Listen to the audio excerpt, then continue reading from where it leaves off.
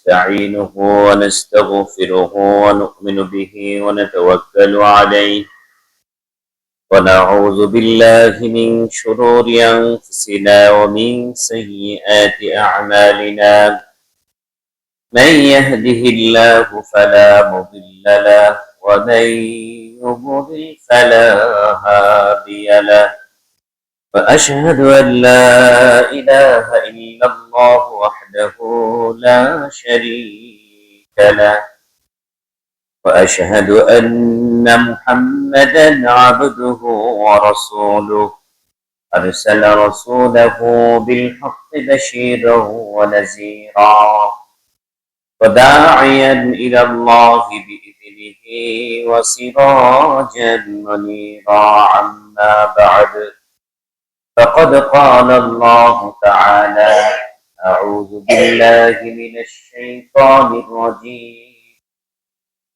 يا أيها الذين آمنوا اتقوا الله حق تقاته ولا تموتن إلا وأنتم مسلمون فقد قال الله تعالى يا أيها الناس اتقوا ربكم الذي خلقكم من نفس واحدة وخلق منها زوجها وبث منهما رجالا كثيرا ونساء واتقوا الله الذي تساءلون به والأرحام إن الله كان عليكم رقيبا فقد قال الله تعالى يا أيها الذين آمنوا لا تلهكم أموالكم ولا أولادكم عن ذكر الله ومن يفعل ذلك فأولئك هم الخاسرون وأنفقوا مما رزقناكم من قبل أن يأتي أحدكم الموت فيقول رب لولا أخرتني إلى أجل قريب فأصدق وأكن من الصالحين. عن أبي هريرة قال أن رسول الله صلى الله عليه وسلم قال إذا مات الإنسان انقطع عنه عمله إلا من صدقة جارية أو علم ينتفع به أو ولد صالح يدعو له. رواه মুসলিম। সমস্ত প্রশংসা গুণগান তারিফ সেই মহান রব্বুল আলামিনের জন্য তিনি আজকে তার ঘরে এসে খুতবা শোনার তৌফিক দিয়েছেন। এই মহান মনের দরবারে শুকরিয়া করছি। অসংখ্য দরুদ ও সালাম পেশ করছি আখিরি জামানার শেষ নবী সাইয়্যিদুল মুরসালিন খাতামুন নবিয়্যিন নবী মুহাম্মদ রাসূলুল্লাহ সাল্লাল্লাহু আলাইহি ওয়াসাল্লাম তার মাধ্যমে আল্লাহ সুবহানাহু ওয়া তাআলা আমাদেরকে দ্বীনের প্রত্যেকটি কাজ কিভাবে করলে লাভবান হওয়া যায় এই দিক নির্দেশনা দিয়ে গেছে। এই হিসাবে আজকে আমরা জেনে বুঝেই অনেকে আজকে সিয়াম রেখেছি এবং এমন একটি মাস অতিবাহিত করছি যে মাসের মর্যাদা আল্লাহ সুবহানাহু ওয়া তাআলার কাছে অত্যন্ত গুরুত্বপূর্ণ। এই মাসকে আল্লাহ তাআলা শাহরুল্লাহ বলেছেন, যা আল্লাহর মাস। এই বিষয়ে অর্থাৎ মুহররম মাস সম্পর্কে, আরাম মাস সম্পর্কে এবং আশুরা সম্পর্কে গত জুমায় আপনারা ডিটেলস আলোচনা শুনেছেন। এই জন্য আমি বিস্তারিত আলোচনায় যাব না, আমি জাস্ট স্মরণ করে দিচ্ছি আমরা এমন একটি মাসে আছি যে মাসটি হচ্ছে আরবি মাসের প্রথম মাস, মুহররম মাস। এই মাসটি হচ্ছে 4টি সম্মানিত মাসের অন্যতম একটি মাস। 4টি সম্মানিত মাস, হারাম মাস মানে সম্মানিত মাস আল্লাহর দৃষ্টিকোণ থেকে। সেই সম্মানিত 4টি মাসের 3টি মাস আমরা অতিবাহিত করেছি। 2টি মাস গত অতিবাহিত জিলকাদ, জিলহজ, এবং বর্তমানে আমরা মুহররম মাস আরবি মাসের প্রথম মাস উদযাপন করছি এবং রজব মাস আছে শাবান মাসের আগে। এটা একটা সম্মানিত মাস। এই মাসের করণীয় বর্জনীয় সম্পর্কে আলোচনা শুনেছেন। করণীয়ের মধ্যে অন্যতম করণীয় হচ্ছে এই মাসে বেশি বেশি সিয়াম রাখা। রমজানের সিয়ামের পরেই এই মাসে সিয়াম গুলো আল্লাহর কাছে অত্যন্ত প্রিয়। আর সেই ধারাবাহিকতায় আমরা এই মাসে উল্লেখযোগ্য যে সিয়াম সেটা হচ্ছে আশুরা সিয়াম। আশুরা মানে 10। আজকে হচ্ছে সেই 10ই মুহররম, মুহররমের 10 তারিখ, যেটা আশুরা বলা হয়। সেই আশুরা সিয়াম আমরা কিভাবে রাখবো সেটা দিক নির্দেশনা দিয়েছেন আপনারা। সেই হিসাবে 9, 10 অথবা 10, 11 দুদিন কেন? মূলত একদিন ছিল। একদিন মক্কায় থাকা অবস্থায় আল্লাহ নবী সিয়াম রেখেছেন, সাহাবীরা সিয়াম রেখেছেন। মদিনায় যাওয়ার পর ইহুদিরা সিয়াম রাখতে দেখেছেন। সেই আলোকে ইহুদিদের সেই কাহিনী, যে ফিরআউনের কবল থেকে তারা মুক্তি পেয়েছেন, সেই শুকরিয়াটা তারা সিয়াম রাখছেন। এবং ইহুদিদের বিপরীত করার জন্য নবী মুহাম্মদ সাল্লাল্লাহু আলাইহি সাল্লাম যে আকাঙ্ক্ষা ব্যক্ত করেছিলেন যে আমি যদি বেঁচে থাকি তাহলে আমি ইহুদিদের বিপরীত করব 9 এবং 10। এই বছর তিনি বেঁচে ছিলেন না, কিন্তু নবীর একটা আকাঙ্ক্ষাই সুন্নাহ হিসাবে সাহাবীরা পালন করেছেন 9, 10 অথবা 10, 11। যারা গতকালকে সিয়াম রেখেছেন আলহামদুলিল্লাহ, আজকে যারা রেখেছেন 2টি সিয়াম হয়ে যাবে কমপ্লিট। এবং একটি সিয়ামের বিনিময় হচ্ছে গত একটি বছরের সগীরা গুনাহের কাফফারা হয়ে। এই ছিল মোটামুটি মুহররম মাসের করণীয়। বর্জনীয় আছে। বর্জনীয় কি? তাজিয়া মিছিল, হাসান হোসেনের যেটা কবর বানিয়ে মিছিল করা হয়, এগুলি বর্জনীয় বিষয়। এই যে কালো বেশ ধারণ করে, কালো পোশাক পরে, এই যে আপনি আসার সময়, নিটাইগঞ্জ থেকে আসার সময় দেখে আসছি উদযাপন কিভাবে হচ্ছে, শিয়া সম্প্রদায় এটা উদযাপন করছে। কালো বেশ, কালো পোশাক, কালো বুরকা, কালো পাঞ্জাবি, কালো টুপি, সব কালো। শোক দিবস পালন করছে। এবং এদিনে তারা মেলা বসাবে, সেই মেলার মধ্যে কবর বানাবে, সে কবরের মধ্যে টাকা উঠাবে, সে লাল শালু কাপড় দিয়ে 1 সপ্তাহ আগে থেকে, 10 দিন আগে থেকেই ব্যাগের মধ্যে কিশোরীর জন্য টাকা উঠানো হয়েছে। এগুলি সম্পূর্ণ ইসলাম বিরোধী কাজ এবং ইসলামের সাথে এগুলির কোনো সম্পর্ক নাই। এটা আমরা জেনে নিলাম। এখন আজকে যে বিষয়টা নিয়ে আমি কথা বলবো, সেই বিষয়টা হচ্ছে এমন একটি বিষয়, যেই বিষয়ে আমার আপনার যদি জানা থাকে, এই বিষয়ের উপর যদি আমল করি, তাহলে দুনিয়ায় থাকা অবস্থায়ও বেনিফিট, মৃত্যুর পরও বেনিফিট পেতেই থাকবে। মানে একটা হচ্ছে থাকা অবস্থায়, যেমন আজকে আপনি সিয়াম রেখেছেন, আরাফার আশুরার সিয়াম। এই সিয়ামের বিনিময় কি? যে গত 1 বছরের সগীরা গুনাহের কাফারা হয়ে গেল। এটা নগদ পেয়ে গেলেন আপনি, মনে করেন। এখন 10টা টাকা আপনি দান করবেন ফকিরকে, 10টা টাকার বিনিময়ে আপনি পেয়ে যাবেন, আপনার গুনাহ মাফ হবে নগদ। আপনার দানের উসিলায় আপনার বিপদ আপদ দূর হবে নগদ। দানের উসিলায় আপনার বাবা মার কবর আযাব মাফ হবে নগদ। দানের উসিলায় আপনার অসুস্থতা আল্লাহ তাআলা দূর করে দেবেন নগদ। এগুলো হচ্ছে নগদ বেনিফিট। দিলেন, নগদ বেনিফিট পেয়ে গেলেন। কিন্তু এই দুনিয়ায় আমরা চিরস্থায়ী নই, আমরা দুনিয়ায় ক্ষণস্থায়ী। এই দুনিয়ার মধ্যে আল্লাহ সুবহানাহু ওয়া তাআলা আমাদেরকে 2টি নিয়ামত দিয়েছেন, সবাইকে দেন নাই। সবাইকে দেন নাই। 2টি নিয়ামত কিছু না কিছু প্রত্যেকের কাছে আছে। 2টি নিয়ামত প্রত্যেকের কাছে কিছু না কিছু আছে। কাউকে অনেক দিয়েছেন, কাউকে একদম কিছুই দেয় নাই। তারপরও সামান্য কিছু না কিছু আপনার কাছে আছে। ওটা কি পুঁজি করে, কোথায় ইনভেস্ট করলে, কিভাবে কাজে লাগালে শুধু দুনিয়াতে না, মৃত্যুর পরও আমি আপনি বেনিফিট পেতেই থাকবো, এমন একটি আলোচনার বিষয় নির্ধারণ করেছি ইনশাআল্লাহ। সেটা কি? প্রথমেই সতর্ক, নিয়ামত 2টির কথা আগে বলে নিই। কি নিয়ামত আল্লাহ দিয়েছেন? 1 নম্বর নিয়ামত হচ্ছে ধন সম্পদ। এটা কার দেওয়া? আল্লাহর দেওয়া। সবার কাছে কিছু না কিছু ধন সম্পদ আছে, কিছু সম্পদ আপনার কাছে আছে, কম বেশি। কাউকে অঢেল দিয়েছেন, কাউকে চলার মতো দিয়েছেন। আর কি? সন্তান সন্ততি। কাউকে কিচ্ছুই দেয় নাই, আবার কাউকে অনেক দিয়েছেন। ছেলে দিয়েছেন, মেয়ে দিয়েছেন, ছেলেও দিয়েছেন অনেকগুলি, মেয়েও দিয়েছেন অনেকগুলি, সম্পদ দিয়েছেন। এই 2টি সম্পদ কার দেওয়া? কোন পীর বুজুর্গের ফুয়ে এটা হয় নাই, কোন তাবিজ দেয় নাই আপনাকে। স্বয়ং আল্লাহ সুবহানাহু ওয়া তাআলা আপনাকে বন্টন করেছেন, দিয়েছেন। তাকদীরে এভাবেই লেখা ছিল আপনি কত কোটি টাকার মালিক হবেন, আপনি কয়জন সন্তানের বাবা হবেন, ছয়জন সন্তান হওয়ার পরও আপনি আবার নিঃস্ব হয়ে যাবেন, সন্তানগুলি সব মরে যাবে।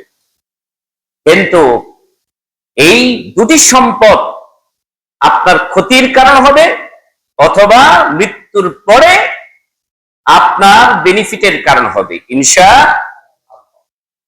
তাহলে আল্লাহ তাআলা বলছেন সূরা মুনাফিকের 9-10 আয়াতে এই দুটি বিষয় উল্লেখ করে আল্লাহ তাআলা বলছেন, ইয়া আইয়ুহাল্লাযীনা আমানু লা তুলহিকুম আমওয়ালুকুম ওয়ালা আওলাদুকুম আন যিকরিল্লাহ ওয়া মান ইয়াফআল যালিকা ফাউলাইকা হুমুল খাসিরুন।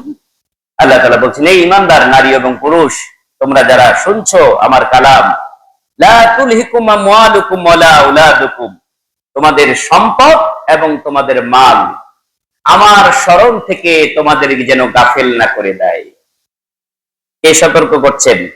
যিনি সম্পদ দিয়েছেন, যিনি মাল এই সন্তান সন্ততি দিয়েছেন, তিনি বলছেন, ইয়া আইয়ুহাল্লাযীনা আমানু, হে ঈমানদাররা, লা তুলহিকুম আমওয়ালুকুম ওয়ালা আওলাদুকুম, আমওয়ালুকুম ওয়ালা আওলাদুকুম, মাল এবং তোমাদের সন্তান সন্ততি তোমাদেরকে যেন ওয়ালা তুলহিকুম, গাফেল না করে দেয়, ধ্বংস করে না দেয়, প্রত্যেকে আন যিকরিল্লাহ, আল্লাহর স্মরণ থেকে, আল্লাহর বিধান মানা থেকে, আল্লাহর ভয় থেকে, আল্লাহর সম্পর্কের কাছ থেকে দূরে ঠেলে না দেয়।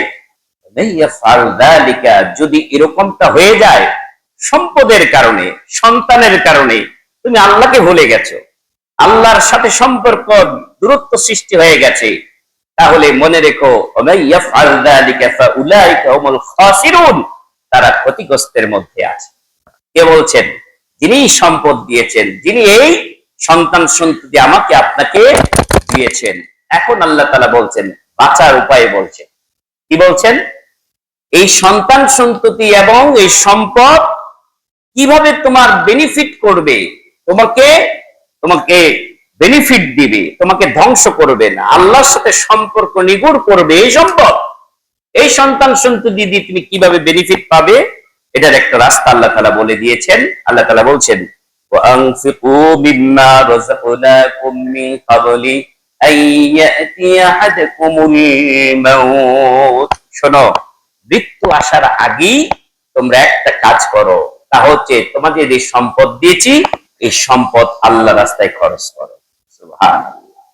বাঁচার উপায়, সম্পদ দিয়েছেন, আবার আল্লাহ বলছেন, অমিম্মা রাযাকনাকুম, আমি যে সম্পদ দিয়েছি তা থেকে ব্যয় করো। ব্যয় করলেই তুমি বেঁচে গেলে, ব্যয় করলেই আমার সাথে একটা নিবিড় গভীর সম্পর্ক তোমার হয়ে যাবে।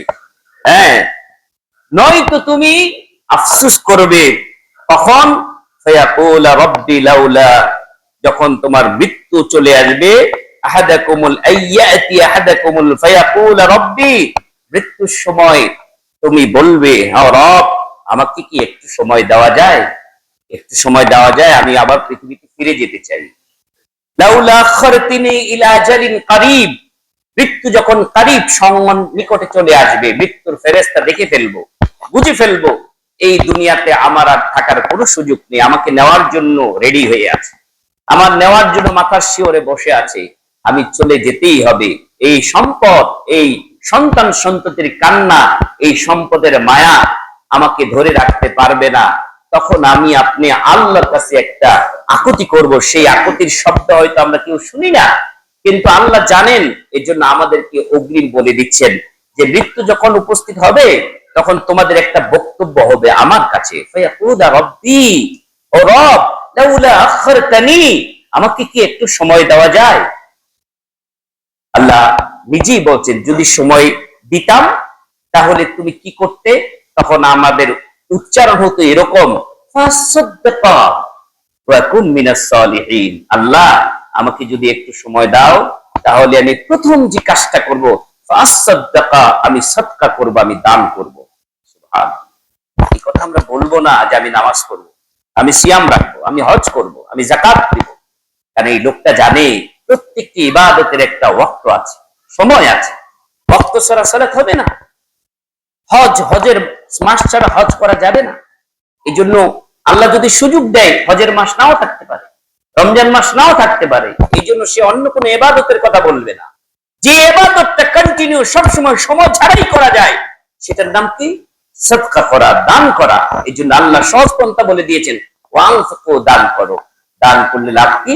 এই লাভের কথা, একটা দান হচ্ছে সাময়িক উপকার দিবে, একটি সদকা হচ্ছে, সদকা হতে পারে দানের মাধ্যমে, সদকা হতে পারে অর্থ দানের মাধ্যমে, সদকা হতে পারে সময় দানের মাধ্যমে, সদকা হতে পারে ঋণ বিতরণের মাধ্যমে, সদকা হতে পারে মানুষকে সৎ উপদেশ দেওয়ার মাধ্যমে, সদকা হতে পারে একটা কষ্টদায়ক বস্তু রাস্তা থেকে উঠিয়ে দেওয়ার মাধ্যমে, সদকা হতে পারে আপনার একটা মুখের সুন্দর হাসির বাক্য সদকা হয়ে যেতে পারে, সদকা হতে পারে আপনি প্রতিদিন যে বাজার করে আপনার ফ্যামিলিকে খাওয়ান, আপনার যে সন্তান সন্ততি খাওয়ান, আপনার পিতা মাতাকে খাওয়ান, আপনার যে কর্মচারী চাকর বাকর তাদেরকে খাওয়ান, এই খাওয়ানোর টাকা যে খরচ করলে সদকা হয়ে যেতে পারে। সুবহানাল্লাহ। এখন আমার আল্লাহ বলছেন, এই সদকা একটা হচ্ছে নগদ বেনিফিট দিবে, মৃত্যুর পরে এই বেনিফিট শেষ, সদকাও শেষ, দানের সময়ও শেষ, কিছু করতে পারবে না। কিন্তু এমন কিছু সদকা, এমন কিছু আমল আছে, যে আমলটা আজকের যে বিষয়, যে মৃত্যুর পরও বেনিফিট দিতেই থাকবে। সেটা কি? সেটাই বলছি। আমি বললে তো হবে না, আমাদের নবী মুহাম্মদ রাসূলুল্লাহ সাল্লাল্লাহু আলাইহি সাল্লাম বলে গেছেন যে কিভাবে এই সন্তান এবং এই সম্পদ কিভাবে ব্যয় করলে, কিভাবে দান করলে, কিভাবে সদকা করলে তোমার দুনিয়ায় এবং মৃত্যুর পরে কিয়ামত পর্যন্ত তোমাকে বেনিফিট দিতেই থাকবে। এরকম একটি কয়েকটা কথা আমার নবী আমাদেরকে জানিয়ে গেছেন। সেটা কি?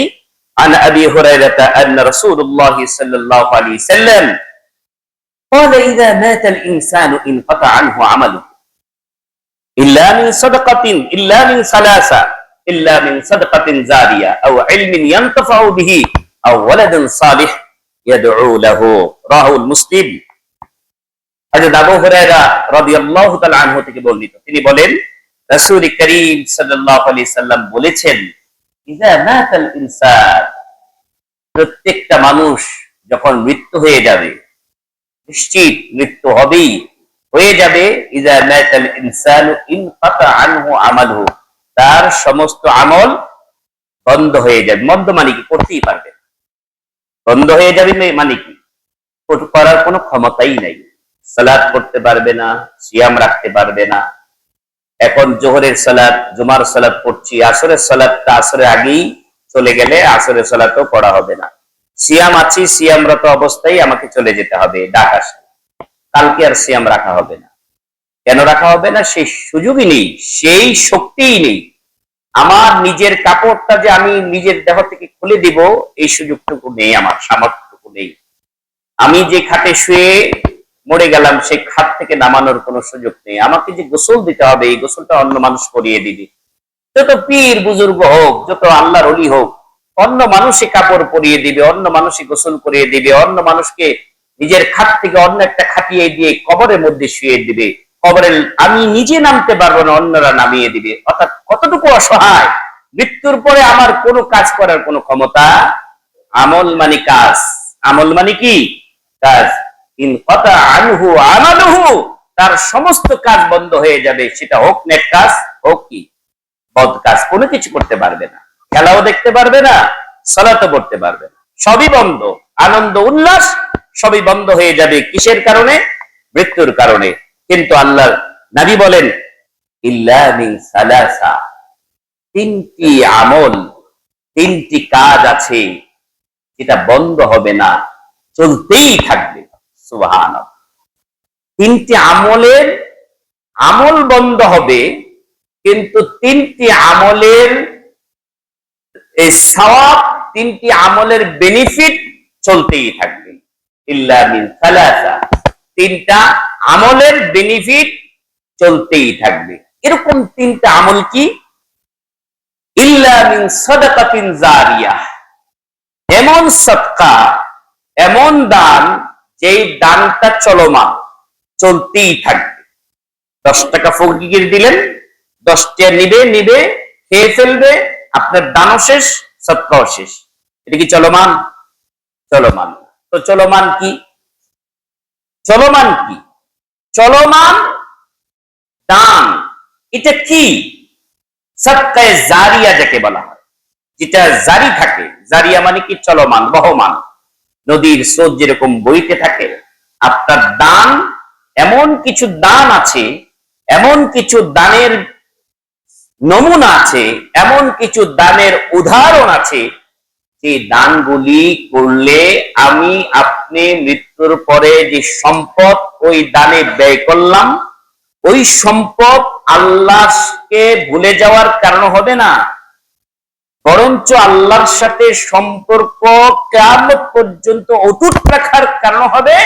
এবং আমি যে সম্পদ আল্লাহ আমাকে ভোগ করতে দিয়েছিলেন, সেই ভোগের সম্পদ শুধু দুনিয়াতে ভোগ করি নাই, কিয়ামত পর্যন্ত ভোগের সামগ্রী হিসাবে আমাকে বেনিফিট দিতেই থাকবে।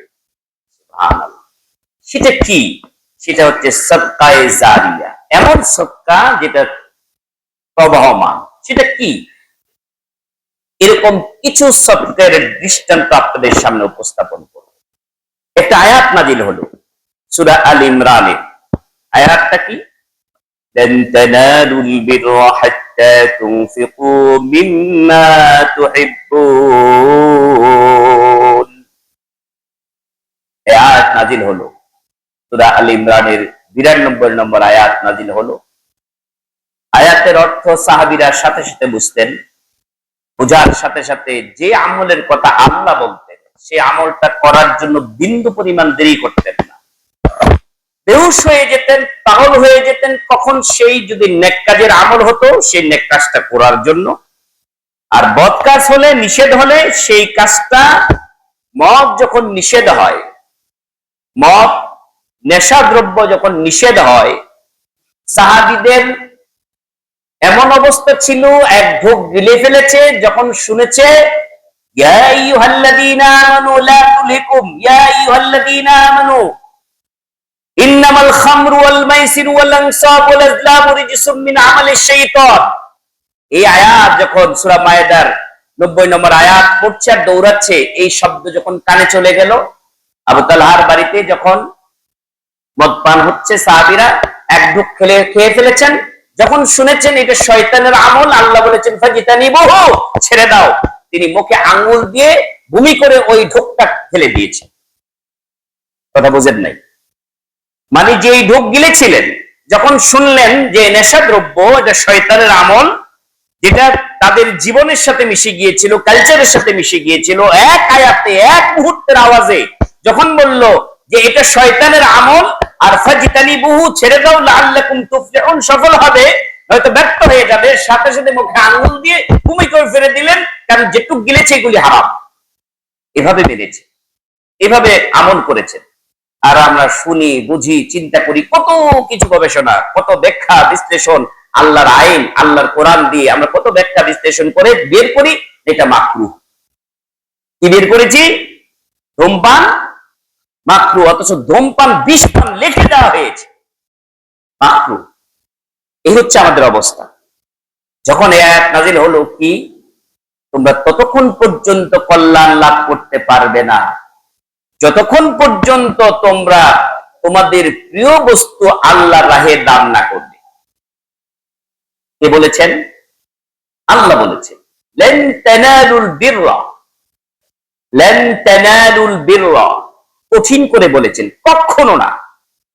লেন তানালুল বিররা, তোমরা সফলকাম হবে না, তোমরা লাভবান হবে না, তোমরা কল্যাণ অর্জন করতে পারবে না, কি না করলে হাত্তা তুনফিকু মিম্মা তুহিব্বুন, যেটা অন্তর দিয়ে ভালোবাসো, যে সম্পদটাকে, এই সম্পদ তোমাদের দিয়েছি, যেই সম্পদটুকু তুমি অন্তর দিয়ে ভালোবাসো, তোমার সব সম্পদ কিন্তু তোমার কাছে সবকিছু দামি না।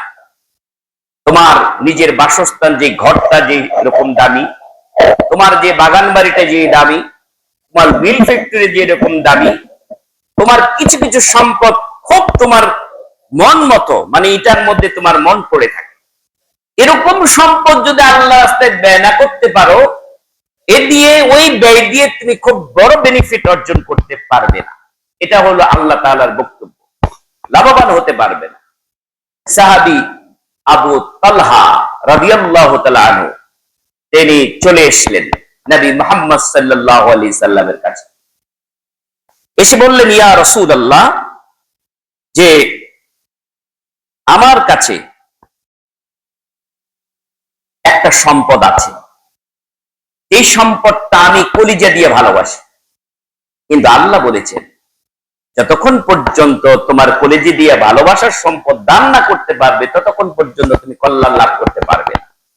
এই জন্য আমি নিয়ত করেছি আমার এই কলিজা দরদ ভরা মাথার সম্পদটা আমি আপনার আল্লাহর এবং আপনার জন্য আমি দান করে দিলাম।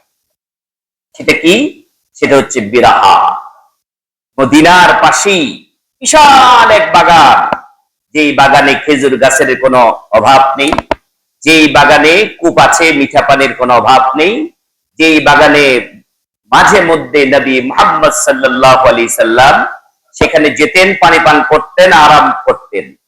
এমন একটি বাগানের মালিক আবু তালহা রাদিয়াল্লাহু তাআলা যখন আল্লাহর এই বাণী শুনলেন লাভবান হতে পারবে না, তখন বললেন, ইয়া রাসূলুল্লাহ, এখনই এই মুহূর্তে আপনার জন্য, আল্লাহর জন্য, আল্লাহর রাস্তে এই জায়গাটা, এই বাগানটা আমি ওয়াকফ করে দিলাম। সুবহানাল্লাহ। সাথে সাথে দেরি করেনি, আল্লাহর নবী বললেন যে তুমি ব্যবসায়ী সফল হয়ে গেছো। সুবহানাল্লাহ। কিসে সফল হয়েছে ভাই? ব্যবসায়। সম্পদ দিয়ে আপনি কি করেন? ব্যবসা করেন। আর আল্লাহর নবী বলছেন যখন দান করে দিল সম্পদ কিন্তু তার নিজের থেকে চলে গেল, নিজের মালিকানাই নাই, কিন্তু নবী বলছেন তুমি ব্যবসায়ী সফল হয়ে গেছো। সুবহানাল্লাহ। কোন ব্যবসা? কার সাথে ব্যবসা করেছে? তার সাথে, আল্লাহর সাথে ব্যবসা করেছে। সেই আল্লাহর সাথে ব্যবসায় আবু তালহা সফল হয়ে গেছে, দুনিয়াতেই জান্নাতের সুসংবাদ পেয়ে গেছে। সুবহানাল্লাহ। সেই তখন রাসূল করিম সাল্লাল্লাহু আলাইহি সাল্লাম কোরআনের রাজ প্রতিষ্ঠা করেছিলেন। এই জন্য কোরআন যেভাবে দান করতে বলেছেন সেই ফর্মুলাটা বলে দিলেন, শোনো, আল্লাহর জন্য আমাকে যে বাগানটা দিলে আমাকে দেওয়া দরকার নাই, বরঞ্চ এই বাগানটা তোমার নিকটতম আত্মীয় স্বজনের মধ্যে দান করে দাও। সুবহানাল্লাহ। এই কথা কেন বললেন? এই কথা এই জন্য বললেন, আল্লাহ সুবহানাহু ওয়া তাআলা আমাদেরকে জানালেন, ইসআলুনাকা মাযা ইউনফিকুন, যদি হে নবী আপনাকে প্রশ্ন করে আমরা দান ব্যয় কোথায় করব? মাজারে?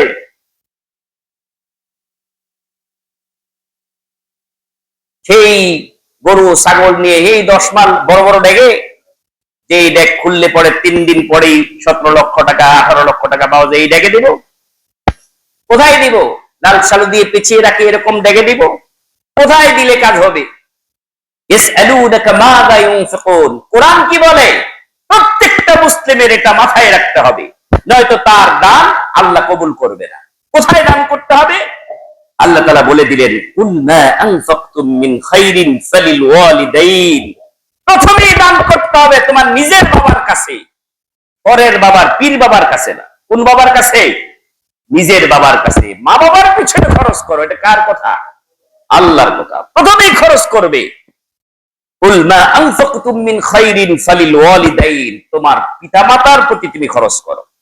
আপনার আমার যত উপার্জন আছে, যদি আমি নেক অর্জন করতে চাই, দান করে কল্যাণ করতে চাই, তাহলে প্রথমে ব্যয় করার, প্রথমে আমার সম্পদ খাওয়ার হকদার আমার মা বাবা।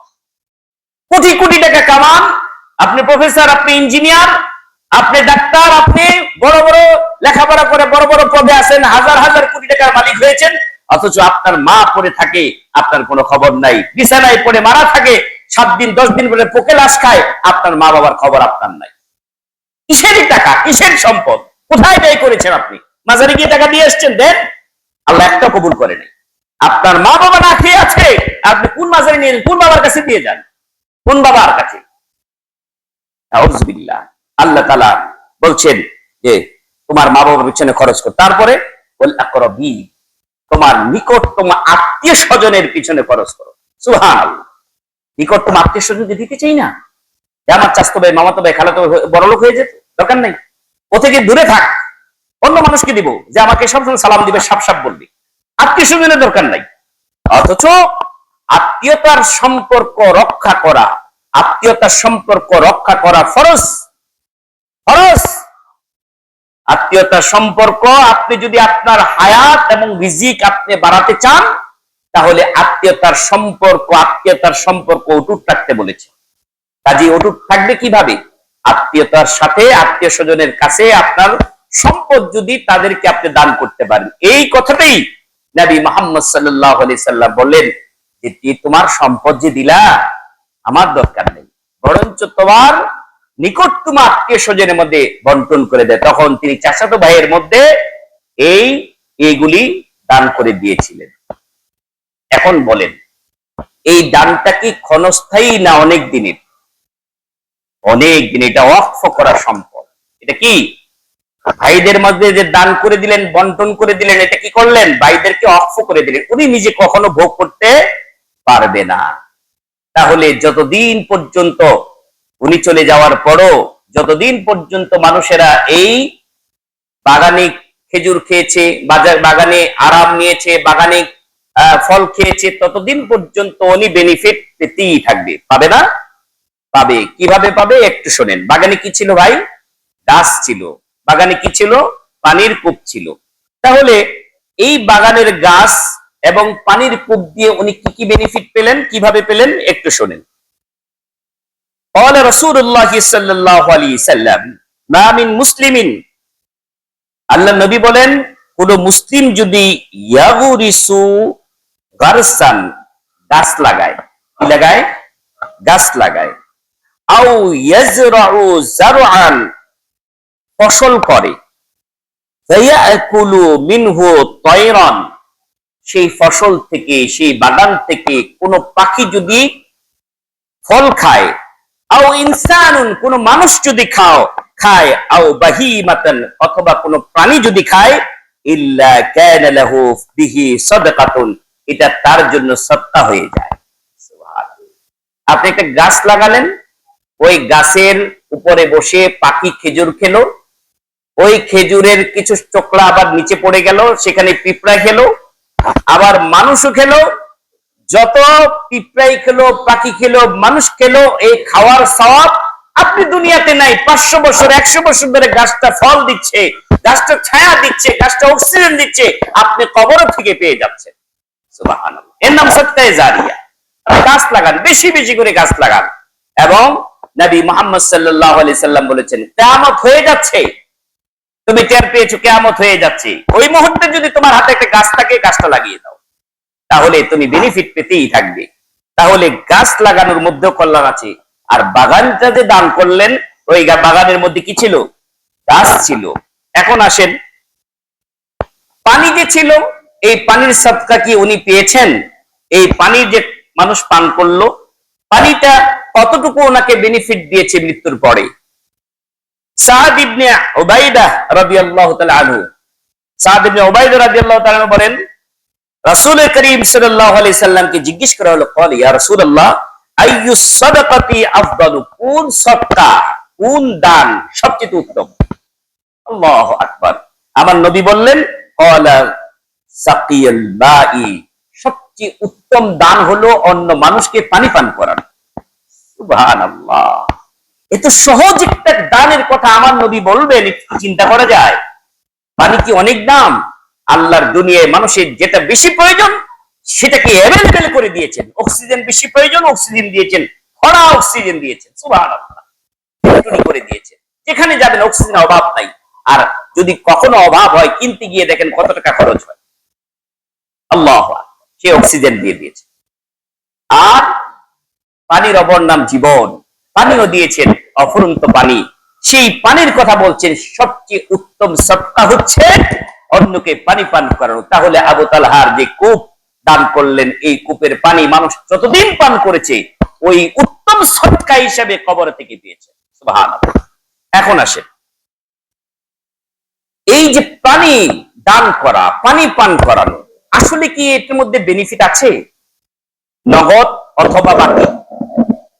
একটা হচ্ছে নগদ বেনিফিট। নগদ বেনিফিট কি? একজন মহিলা, খারাপ চরিত্রে মহিলা, গুনাহগার মহিলা, পানি পিপাসায় সেই কূপের ধারে গিয়ে পানি পান করলেন। যেহেতু উনি নামতে পারেন, কূপ থেকে পানি ওঠাতে পারেন, কূপ থেকে পানি হাত আল্লাহ দিয়েছেন, পানি পান করলেন। কূপের পাশেই একটা কুকুর বড় বড় জিহ্বা বের করে পানির পিপাসায় কাতর, তার এরকম শক্তি নেই যে কূপ থেকে পানি উঠিয়ে সে পান করতে পারে। মহিলাটার মায়া হলো, দয়া হলো, এটা আল্লাহর এক সৃষ্টি, আমার যেরকম পানি পিপাসা কষ্ট হয়েছে তারও কষ্ট হচ্ছে, তো মায়া লাগলো। আর সেই মহিলাই চামড়ার মুজার মধ্যে পানি ভরে দাঁতে কামড় দিয়ে কূপ থেকে আবার পানি নিয়ে উপরে উঠে ওই পানিটা কুকুরের নালার মধ্যে ঢেলে দিল, জিহ্বার মধ্যে ঢেলে দিল, কুকুর পানি পান করে তৃপ্ত হলো। আমার নবী বলেন এই উসিলায় আল্লাহ তাআলা ওই বেশ্যা মহিলাকে মাফ করে জান্নাত দিয়ে দিল। তাহলে একজন বেশ্যা মহিলা, খারাপ চরিত্রের মহিলা যদি পানি পান করিয়ে জান্নাত অর্জন করতে পারে, আমি আপনি কেন পারব? আল্লাহ তাআলা কিয়ামতের দিন প্রশ্ন করবেন পানি সম্পর্ক, পানি পান করানো সম্পর্ক। ও বান্দা, আমি পিপাসার্ত ছিলাম, আমি তোমাকে পানি পান করাও নাই, কেন আমাকে বলো? আমি ক্ষুধার্ত ছিলাম, খাওয়াও নাই, কেন বলো? আমি রোগাক্রান্ত ছিলাম, আমাকে কেন সেবা করো নাই, বলো? মানুষ সব প্রশ্ন উত্তর বলবে আপনি তো রব্বুল আলামিন, আপনি তো আমাদের পানি পান করান, আপনি তো আমাদের খাওয়ান, আপনি তো লালন পালন করি, আপনাকে আবার কিভাবে করব? তখন আল্লাহ বলবেন তোমার পাশে কি পিপাসার্ত পানি মানুষ পান করার জন্য মানুষ ভিড় করেনি? একটু রমজান মাসে ইফতার আগে কি একটু ঠান্ডা পানি খাওয়ার জন্য অনেকে বেকুল ছিল না? তুমি কি যদি ওই পিপাসার্ত একটা রাস্তার রিস্কাওয়ালাকে এক ঢোক পানি পান করাতে, সেখানে আমি আল্লাহকে খুঁজে পেতে। সুবহানাল্লাহ। একটা অসুস্থ মানুষকে যদি তুমি সেবা করতে, তাহলে আমাকে পেতে। একটা অভুক্ত মানুষকে যদি খাওয়াতে, আমাকে আল্লাহকে খাওয়ানো শামিল হয়ে যেত। কাজে আমার ভাইয়েরা, এই পানি পান করানো, শুধু তাই না, এই কথা পুরুষ নারী সকলকেই বুঝতে হবে যে পানি পান করানোর মধ্যে কত বারাকা আছে। যদি এটা লং টাইম হয়, যেটা সাদকায়ে জারিয়া। সাদকায়ে জারিয়া কখন হবে? যখন আপনি একটা পানির ব্যবস্থা লং টাইম, অর্থাৎ দীর্ঘমেয়াদী যদি আপনি একটা রাস্তার মানুষকে এক গ্লাস পানি পান করালেন, এটা হলো একটা দাম, এটা হলো একটা সদকা। আরেকটা হচ্ছে আপনি এমন পানির ব্যবস্থা করলেন যেটা কন্টিনিউ মহল্লাবাসী, এলাকাবাসী তারা আপনার মৃত্যুর পরও ওখান থেকে বেনিফিট পায়। সেটা কি করে হতে পারে? সেটা একটা নলকূপ হতে পারে, একটা সাবমার্সিবল হতে পারে। হয়তো আপনি আমি থাকবো না, কিন্তু সাবমার্সিবলটা যতদিন থাকবে, যত মানুষ পান করবে, ততদিন পর্যন্ত এই বেনিফিট আপনি খবর থেকে পাবেন। এটার নাম হচ্ছে সাদকায়ে জারিয়া। আমি মাঝে মাঝে ইসলামী ইতিহাস পড়ে অবাক হয়ে যাই যে আমাদের মন মানসিকতা আর সাহাবায়ে আজমাইনদের পরবর্তী যুগের যে মানুষগুলি পৃথিবীর এসেছিলেন, তাদের যে মন মানসিকতা, এটা অবাক হওয়ার মতো। একজন নারী, সেই নারী হচ্ছে জুবাইদা বিনতে জাফর, আব্বাসীয় খলিফাদের একজন খলিফা, অন্যতম খলিফা। সেই খলিফার স্ত্রী, হারুন রশিদের স্ত্রী জুবাইদা, তিনি হজ করতে গেলেন। হজ করতে গিয়ে দেখে মক্কার লোকেরা পানির কষ্টে, কষ্ট, হাজী সাহেবদের কষ্ট হচ্ছে, কারণ জমজমের কূপ থেকে সামান্য খালি পানি পান করার কূপ, পানি পান করার জন্য আগে তো উঠাতে কষ্ট হতো, সেই পানি পান করানোর জন্য যথেষ্ট হতো না। গোসল করা, টয়লেট করা, এই ধরনের পানি ব্যবস্থা ছিল না মক্কাতে। তখন তিনি চিন্তা করলেন, খোঁজ লাগালেন কিভাবে এই মানুষদেরকে পানির এই দুর্দশা থেকে মুক্তি দেওয়া যায়। তিনি সাদকায়ে জারিয়া চিন্তা করলেন আল্লাহর সন্তুষ্টির জন্য। চিন্তা করে তিনি খুঁজতে লাগলেন। প্রায় 25 কিলো দূরে একটি পাহাড়ের ঝর্ণার তিনি সন্ধান পেলেন। 25 কিলো, মক্কা থেকে 25 কিলো দূরে। ওখানে দেখতে পেলেন ওই ঝর্ণা থেকে পানি যদি মক্কা পর্যন্ত, আরাফা, মিনা পর্যন্ত দেওয়া যায়, তাহলে হাজী সাহেবরা একটু শান্তি পাবে। তখন চিন্তা করলেন যে ওখান থেকে এই পর্যন্ত আনার জন্য অনেক পাহাড় ডিঙিয়ে, অনেক পাহাড়কে অতিক্রম করে তারপর এখানে আনতে হবে। ইঞ্জিনিয়ার লাগিয়ে দিলেন, খরচ বের করলেন, এবং ওনার যত সঞ্চিত সম্পদ ছিল, তখনকার সময়ে 17 লক্ষ স্বর্ণ মুদ্রা তিনি দান করেছেন। এই খাতে 17 লক্ষ স্বর্ণ মুদ্রা, হাজার হাজার কোটি টাকা, এটা ওনার নিজস্ব সম্পদ। আল্লাহু আকবার। দান করে প্রায় 25 কিলো ওই জুবায়ে নহর হাজী সাহেবদের জন্য ওই নহর থেকে সংযোগ করে দিলেন। এরপরে পরবর্তী সময় ইরাকের কুফা নগরী থেকে একদম ওই জুবাইরা নহর পর্যন্ত একটা রাস্তা নির্মিত হয়েছে। প্রায় 27টা কূপ ছিল রাস্তার পাশে এবং সরাইখানা ছিল, মুসাফিরদের থাকার ব্যবস্থা ছিল। এভাবে করে রাস্তা নির্মাণ করে এই কূপের সাথে সংযোগ করে এমন একটা ব্যবস্থা করেছিলেন সেই ইরাক থেকে মানুষ হজ করতে এসে যেন কোনো অসুবিধায় না পড়ে। প্রায় 1200 বছর পর্যন্ত ওই জহরে জুবাইদার পানি মানুষ পান করেছে, উপকৃত হয়েছে। শুধু মানুষ পান করেনি, পশু পাখিও পান করেছে, পশু পাখিও পান করেছে। এই যে উনি 1200 বছর পর্যন্ত কবরের থেকেও এর সওয়াব পেয়ে গেছে। সুবহানাল্লাহ। তাহলে আমার ভাইয়েরা, আমাদেরকে চিন্তা করতে হবে সবচেয়ে বেশি বেনিফিট কোনটা। সবচেয়ে বেশি বেনিফিট হচ্ছে যে যদি আমরা স্থায়ীভাবে কোনো কিছু করে যাই। স্থায়ীভাবে কি করা যায়? এই যে কূপের কথা বললাম, পানির কথা বললাম, আল্লাহর ঘর মসজিদে বসে আছেন, এটা কার ঘর? আল্লাহর ঘর। বাইরে 10 টাকা একটা ফকিরকে দেওয়া যে বেনিফিট, আর আল্লাহর ঘর মসজিদে 10 টাকা দেওয়া একই বেনিফিট না। কেন না? কারণ হলো ওখানে এই 10 টাকা বেনিফিট ওখানেই শেষ, আর এই 10 টাকার বেনিফিট কি হবে? এই 10 টাকার বেনিফিট কারেন্ট বিল হবে, এই 10 টাকার বেনিফিট মসজিদের উন্নয়নে ব্যয় হবে। যত মুসল্লি মসজিদে সালাত আদায় করবে, কারেন্টের এই এসি এবং এই ফ্যানের বাতাস যত ভোগ করে, যত সালাত করবে, যত সালাতের সওয়াব, যত রুকু সিজদার সওয়াব ওই 10 টাকার মধ্যে শামিল হয়ে যাবে।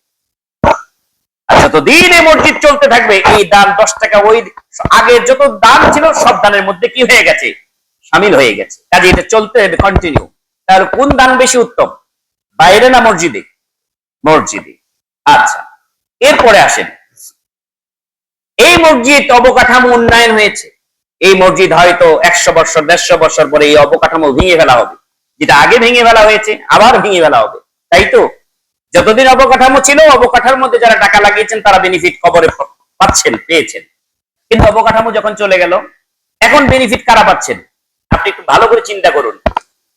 বেনিফিট কোথায়? সবচেয়ে সৎকায়ে জারিয়ার বেনিফিটটা সবচেয়ে বেশি কোথায়? ওদিকে আপনাকে নিয়ে যাচ্ছে। আপনার সম্পদ সবচেয়ে বেশি কিয়ামত পর্যন্ত আপনাকে কাজে দিবে কোথায়? ওদিকে আপনাকে ইঙ্গিত করছি। সেটা কি হতে পারে? কিছু দান হচ্ছে সাময়িক, দীর্ঘমেয়াদী। দীর্ঘমেয়াদীর কাহিনী শুনলেন জুবাইদা নহর, দীর্ঘমেয়াদীর কাহিনী শুনলেন যে বিরাহা আবু তালহার সেই জমিদান, সেই জমি অবশ্য মসজিদে নববীর ভিতরে ঢুকে গেছে, সেই সওয়াব অবশ্য মসজিদে নববীর সওয়াব পেয়ে যাবেন, সালাতের সওয়াব। কিন্তু আরেকটা সবচেয়ে আপনাকে যে বেনিফিট দিবে মৃত্যুর পর আপনার সম্পদ, সেটা কি? হযরত ওমর রাদিয়াল্লাহু তাআলা আনহু খাইবারে তিনি যুদ্ধ শেষে গনিমতের মাল হিসেবে এক টুকরা জমি পেলেন, খুব দামি জমি। এসে বললেন, ইয়া রাসূলুল্লাহ, আমি জমি তো পেলাম, আমি জমিটা কি করতে পারি? আপনার পরামর্শ চাই।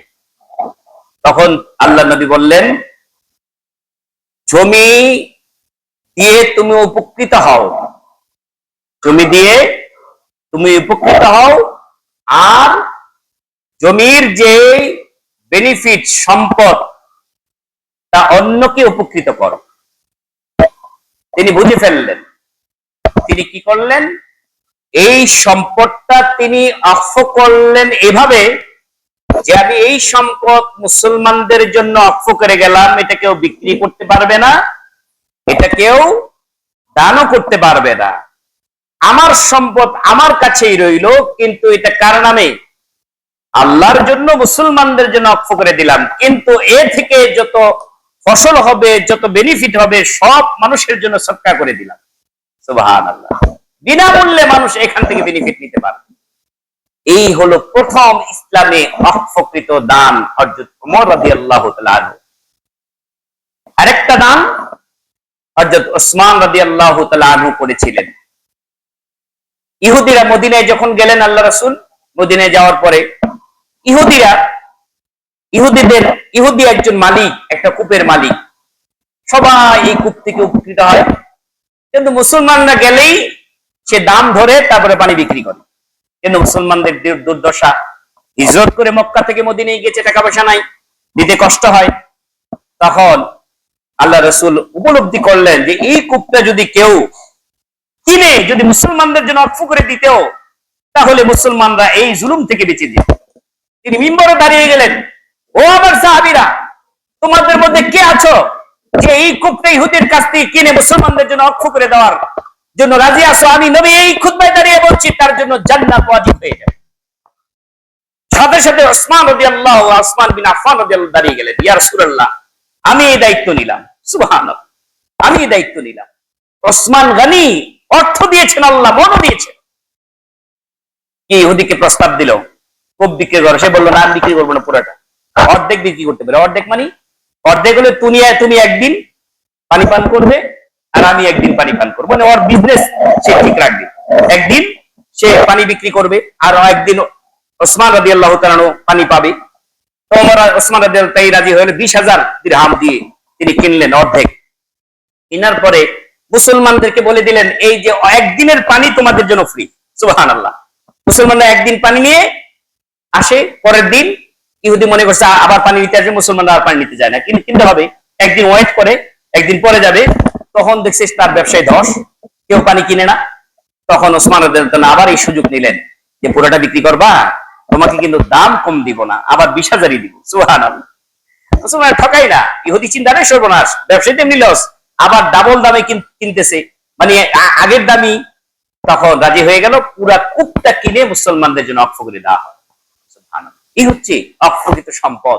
আল্লাহ রাস্তায় দান করে এই মসজিদ অবকাঠামো নষ্ট হয়ে যাবে, কিন্তু মসজিদে যারা জমি দান করে গেছে, এই জমি কি বিক্রি হবে? হবে না, কিয়ামত পর্যন্ত থাকবে। যদি এমন একটি কাজ আপনি করে যেতে পারেন, কখনো কোনো আত্মীয় স্বজনের জন্য, কোনো মুসলমানদের জন্য, কোনো প্রতিবেশীর জন্য, আপনি কোনো সম্পদ প্রতিষ্ঠানের জন্য, কোনো দিনী প্রতিষ্ঠানের জন্য যদি অক্ষ করে দিয়ে যেতে পারেন, এটা হলো সবচেয়ে বড় বেনিফিট।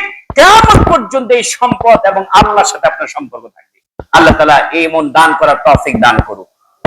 এরপরে দুটি কথা বলে দিচ্ছি। যারা টাকা নাই, পয়সা নাই, তারা খুব টেনশনে আছেন যে হুজুর এত ওয়াজ করলেন, আমার তো এই সামর্থ্য নেই।